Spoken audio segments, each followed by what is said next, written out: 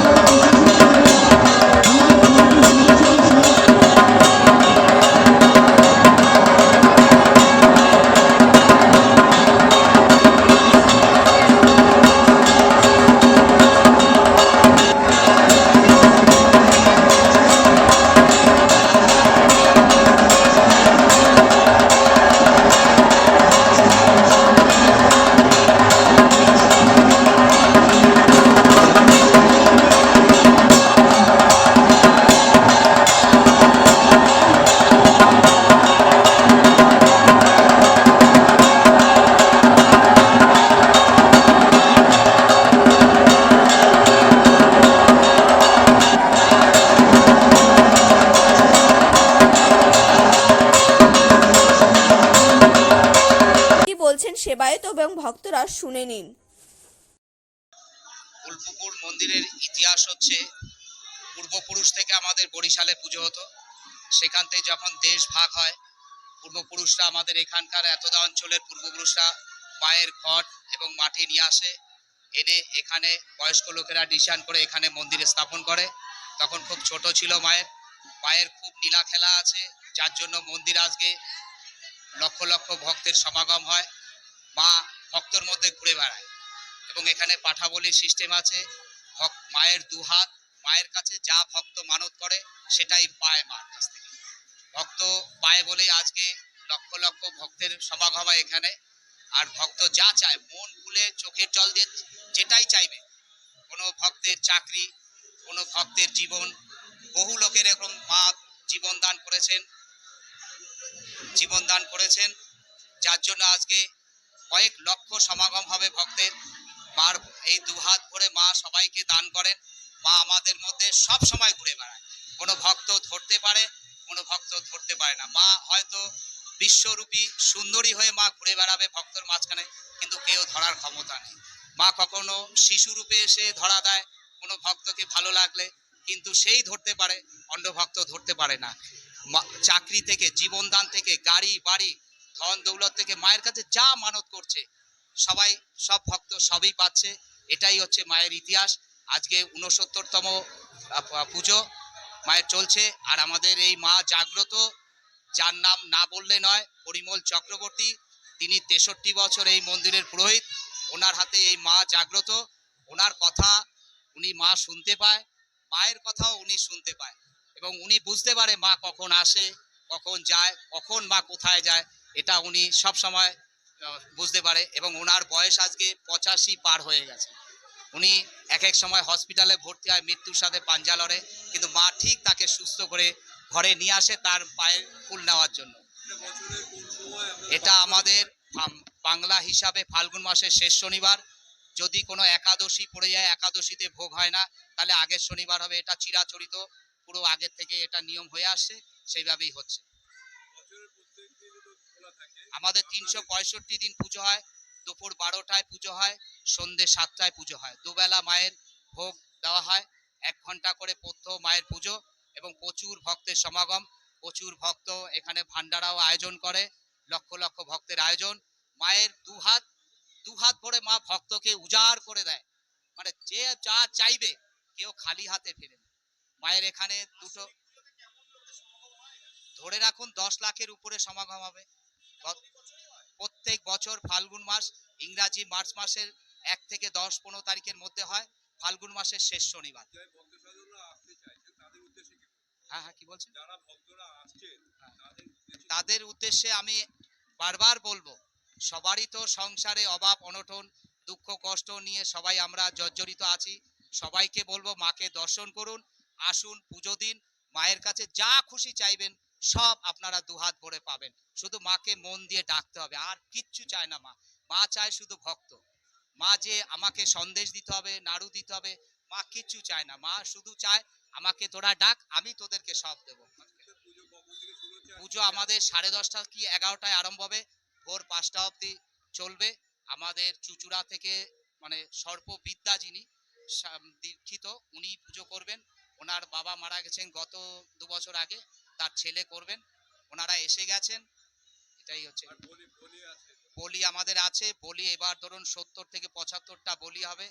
যে যা মানত করেছিল, অনেকের মায়ের সন্তানদের যেমন জীবন হানি হচ্ছে, গাড়ি নিয়ে যাচ্ছে, মা আমি আমার বাচ্চা যদি ফিরে পাই, বা আমার মা বাবাকে, পরিবার পরিজনকে যদি ফিরে চাই, আমি তোমাকে এটা দেব, এটা আমি তোমাকে তোমার পুজোর সময় দেব, তুমি আমাকে ফিরিয়ে দাও। এবং পায়ে, আজকে ধরুন পায়ে বলেই 70টা বলি আমরা নাম লিখেছি। আমরা তার বেশি লিখি না, কেননা একজন বলি দেয়, আমাদের একজনই বলি আছে। একা একজনই 70টা বলি দেবে, একটানা, কোনো বিরাম নেই। আমাদের কোনো সিস্টেম নেই যে ব্রেক করে ধরবো, তার কোনো সিস্টেম নেই, একটানা বলি দেবে। আরেকটা মায়ের খুব আশ্চর্য জিনিস, সেটা হচ্ছে আমাদেরই গ্রামে প্রায় 1500 বছরকার পুরনো পুকুর খনন করতে গিয়ে লেবার শ্রেণীর লোকেরা একটা শিলা পাওয়া গেছেন, নারায়ণ শিলা, মূর্তি, মায়ের এই বাবার মূর্তি পাওয়া গেছে, নারায়ণ মূর্তি, কষ্টিক পাথরের। আমরা হয়তো সেটা প্রস্তুতি নিয়েছি, বৈশাখ মাসে আমরা সেটা উদ্বোধন করব। হয়তো মা চেয়েছে বলে স্বয়ং আমাদের নারায়ণ প্রভু আমাদের মন্দিরের প্রতিষ্ঠার জন্য এসেছেন। আমরা সাদর আপ্যায়ন করে আমরা আমাদের মন্দিরের ঠিক ডান দিকে আমরা তার প্রতিষ্ঠা করব বৈশাখ মাসে। এটা আমাদের ইচ্ছা। খুব ভালো ভক্ত। এটা পাওয়া গেছে আমাদের এই পাশের গ্রামে, নটগ্রাম। এটা হচ্ছে আমবুলা পাশের একদম লাগোয়া গ্রামে। আর যে পেয়েছে সে হচ্ছে আমাদের আমবুলাবাসী, সেই পেয়েছে আমাদের নটগ্রামে। আমি প্রত্যেক বছর এখানে আসি এবং আমার খুব বিশ্বাস মার মানে মা যেটা আমি মনে যেটা চাই মা ঠিকই সেটা আমার করিয়ে দেয়। আমার খুব বিশ্বাস মা খুব জাগ্রত এখানে। হ্যাঁ হ্যাঁ